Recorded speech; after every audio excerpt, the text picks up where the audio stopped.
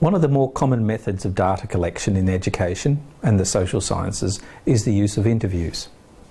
Interviews can be conducted with individuals, with pairs or with groups. They can be short and focused. They can be long, intense dialogues involving multiple sessions. Interviews can be conducted via telephones or via the internet using something like Skype, or they could even be conducted via a series of emails. Despite this variety, there are key concepts that they all have in common. Firstly, we need to remember that the aim of an interview is to understand the issue or topic from the participant's point of view. Therefore, interviews should allow participants to reply using their own words and ideas without being constrained by the choice of words or categories offered by researchers. Secondly, researchers choose interviewing as a method to collect in-depth information. Interviews allow participants to go beyond the single word or short paragraph type answers. They allow the participants to provide as much information about the topic and in as much detail as desired. Thirdly, interviews allow researchers to probe and to follow up ideas. Researchers can ask their participants to expand on their answer, or even ask them why they answered the way they did. Researchers often describe the interview as a conversation between the researcher and those people being researched, a dialogue in which the participants respond to the questions and then the researcher responds to the participants. Some people choose to use interviews for more philosophical reasons.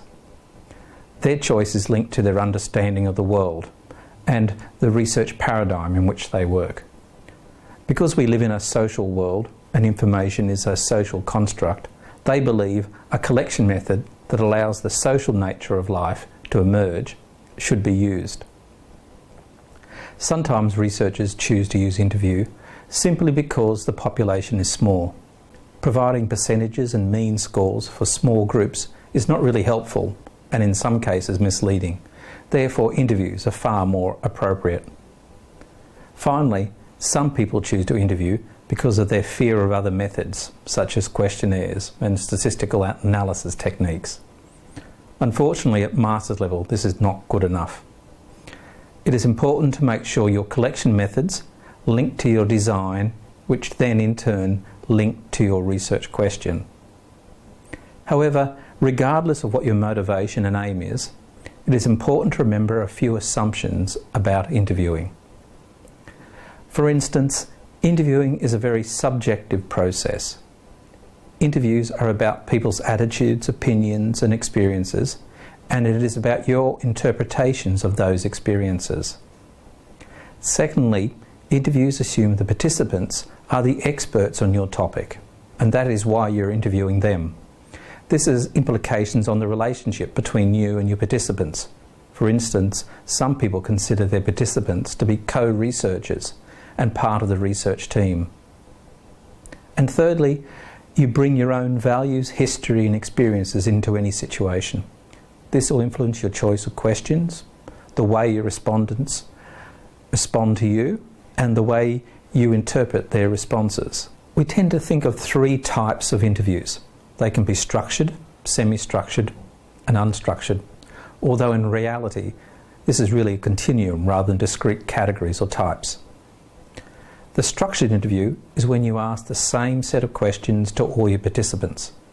The question content and the order of the questions is specified in advance, and the responses are usually short. Any variation from these questions during the interview is discouraged.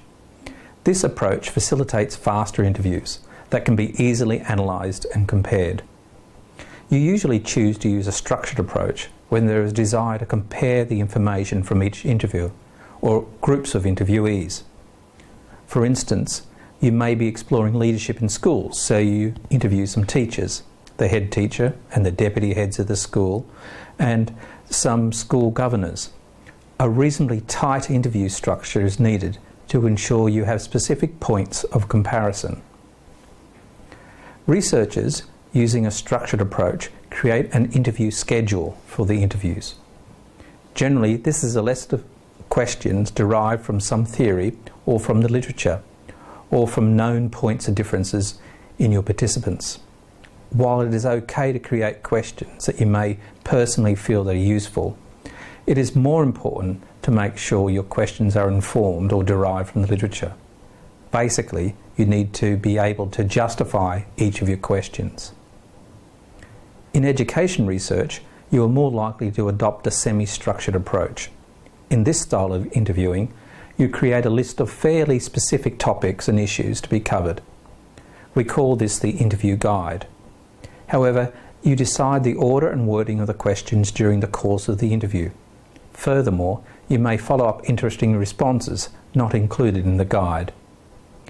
This approach is intended to ensure that the same general areas of information are collected from each participant, but still allow a degree of freedom and adaptability in getting the information from your participants.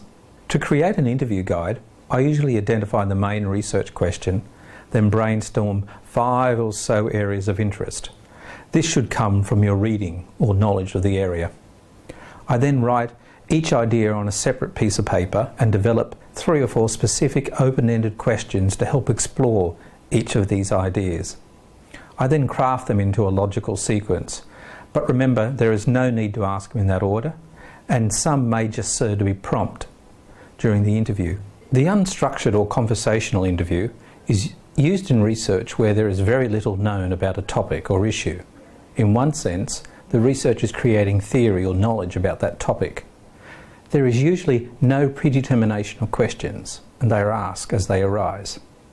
This style relies heavily on the interviewing skill of the researcher to keep the interview going. These interviews are often divided into 2 parts.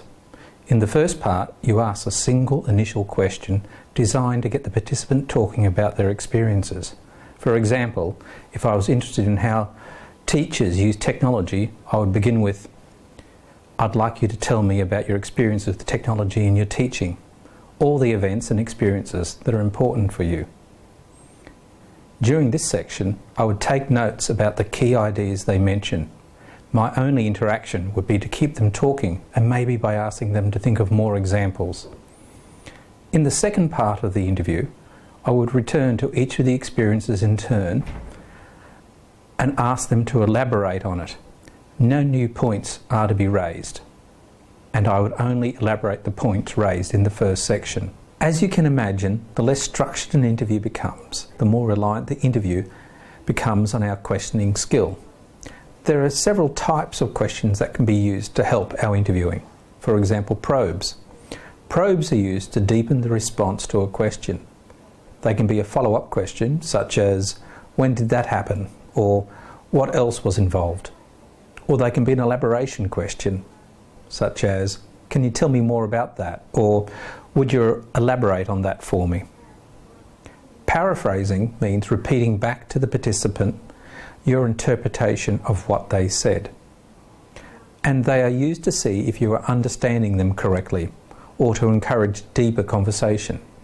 For example, "So what you are saying is," or "Let me get this right, you think that..." You could also use illustrative examples where you draw on ideas from previous interviews to put the participant at rest. For example, "Other people have told us that they enjoy. How do you feel about it?" However, you need to avoid leading the participant. Contrast and comparison questions draw comparisons between various points the interviewee may have said. For example, "You said that the teachers at the college treated you differently from your teachers at school. Can you elaborate on that for me?" Or perhaps you could compare some of your experiences. Finally, structural questions determine the relationship or order between events or processes. For example, "You stated that in order to be a good teacher, a head teacher needs to be a good teacher. How do you see these qualities belonging together?" My advice is to practice your interviews several times before undertaking your research. You should consider video recording your practices and observing how you performed. Most interviews are one-on-one, but group interviews are often used as well.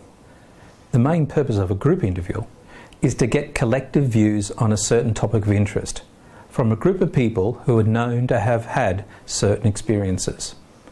There needs to be something about the group experience that would provide you information that you would not get during an individual interview. Group interviews consist of between 4 and 12 people. Usually 6 to 10 ensures a range of options without one strong personality dominating. They are usually semi-structured and tend to move from discussions about experiences and behaviour and move to discussions about values and opinions. The interviewer acts as a moderator or a guide, so good moderator skills are required to prevent hijacking or the interview just turning into multiple individual interviews. I would say it is essential to audio record the interview. Recording allows you to focus on what your participants are saying and is more accurate than taking notes. But recording also brings about with the danger of not taking any notes during the interview. Taking notes during the interview is important for the interviewer, even if the interview is recorded. Firstly, it lets you check all the questions have been answered, and it provides a backup when you discover your recorder hasn't worked. Unfortunately, the big disadvantage of recording an interview is the time a transcription of the recording consumes. For each hour of interview, expect to take 5 or 6 hours to transcribe.